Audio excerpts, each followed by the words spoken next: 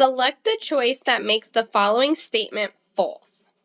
So our statement we have is that in a box and whisker plot, 50% of the data is in between which two measures. So let's look at each statement and see which ones would be true, and then we'll pick the one that would be false. So we have to think about how the box and whisker plot is divided up first, just in general. So we have the entire box is 50% of the data, where 25% of the data lie in the box on each side of the median. So we would have our 25% here and 25% here. Then each whisker then represents the other 50% of the data with 25% for each whisker here.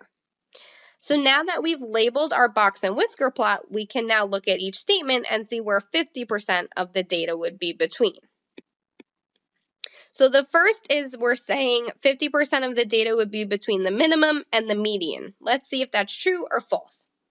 So the minimum is this value here, and the median is this value here on the box and whisker plot. So in between, we have 25% plus 25%, so that would be true. So again, we're looking for what would make the statement false, so it's not going to be A. A works out. A is going to be true. Now let's look at B. B is looking to compare between the minimum and the maximum. On our box and whisker plot, we have the minimum here and the maximum here. So in between the minimum and the maximum, well, that's the two ends of your box and whisker plot. That we have 25% plus 25% plus 25 plus 25%. That's 100% of the data.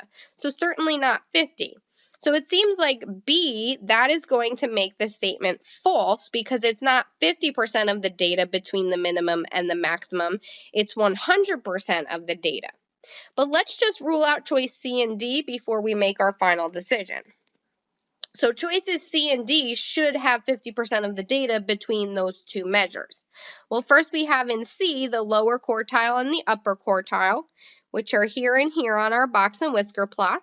Right? It's the entire box, which is 50% of the data. So yes, C makes it true. And now D is the median and the maximum. So here's our median and here's our maximum. So we can see that has 25% plus 25%, so that makes it true as well. So again, just to review, the choice that will make the statement false is choice C. You would have, choice B.